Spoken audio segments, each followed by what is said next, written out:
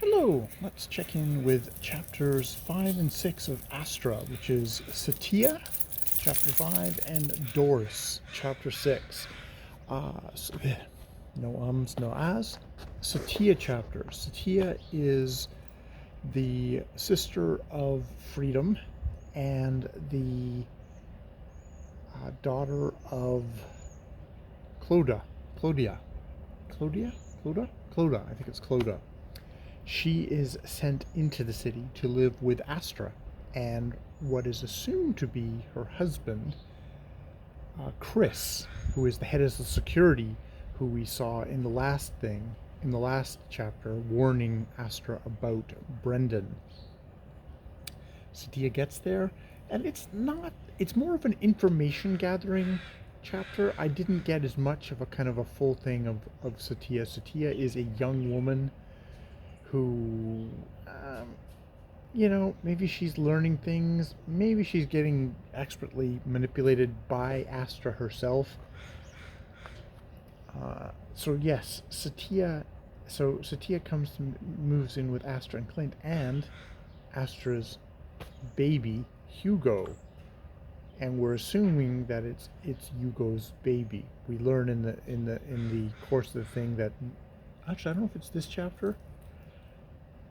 No, we learn in this chapter that it's not Chris's, and that Chris is just friends with Astra.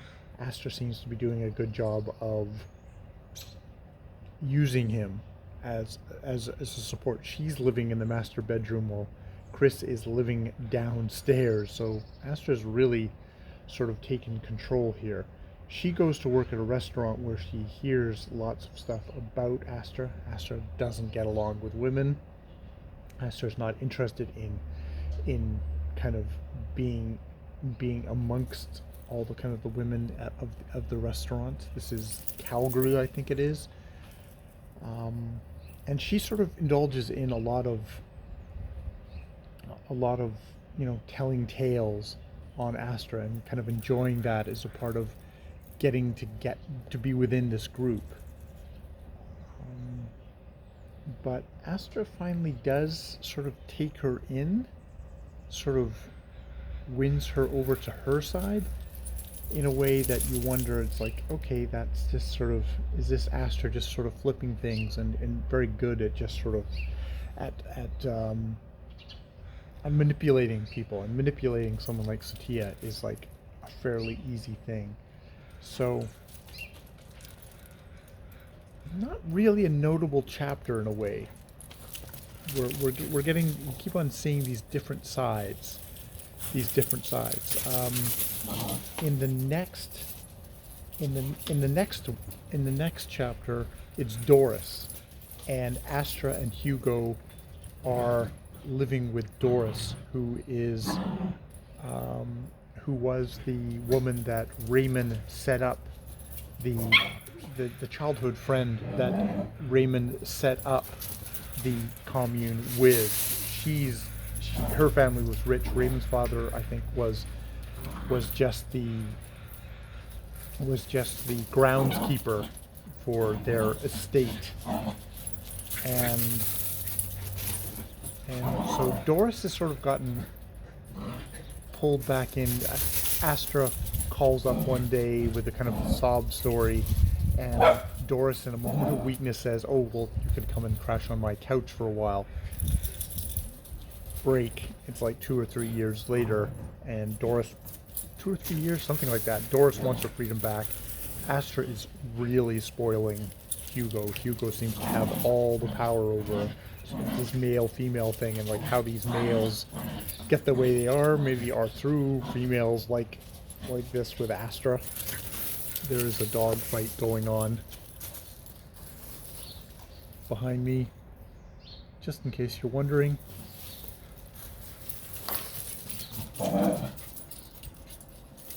But that's dime a dozen.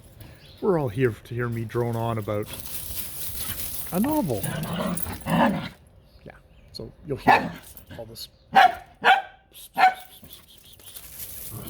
You'll hear all the growling and rumbling. So yeah, Doris is lesbian she had a relationship. That relationship did not work, and she's not had one since.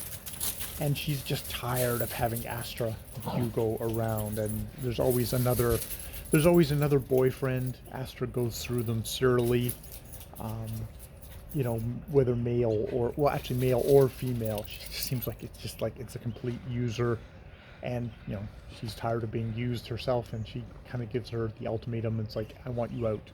I want you out. I want my own thing. You need to learn how to stand on your own, earn money for yourself, all that sort of stuff. Astra kind of has, and they go out, and they takes Hugo with them to this party, and suddenly Doris gets a call in the middle of the night, and it's like, oh, can you come, because they've been at this party, and Hugo has slipped and fallen into the water tub. They got him out right away, did mouth to mouth, but the paramedics are coming, and Astra wants you to come. And so she arrives at this thing, disheveled. She's just darted out of the thing, jumped on her motorbike without even a helmet on, and arrives at this party, and it's a party of all women. And she's like, oh my god, this is something. And it's like, I guess as kind of an older lesbian, it's like, oh my god, this is something I could never have when I was young. And kind of looking at that for just a moment. And then the paramedic is like, are you grandma?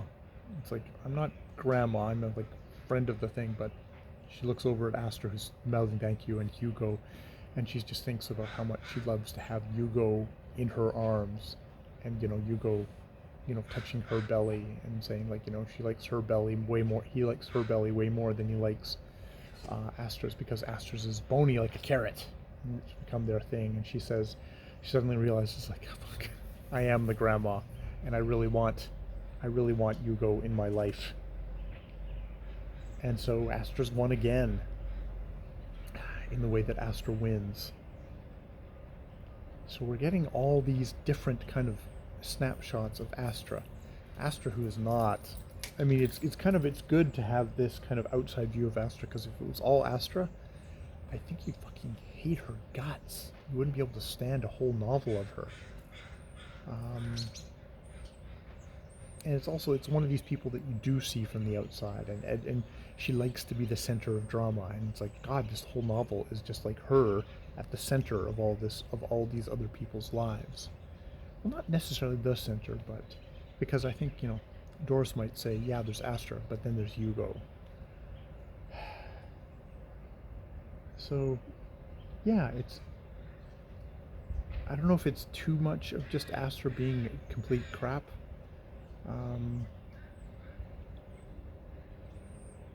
You have to think about that. I mean, it's always useful to have things like this of someone who's like, get the sense, is deeply narcissistic, deeply needy for everything, which I guess is a part of being a narcissist.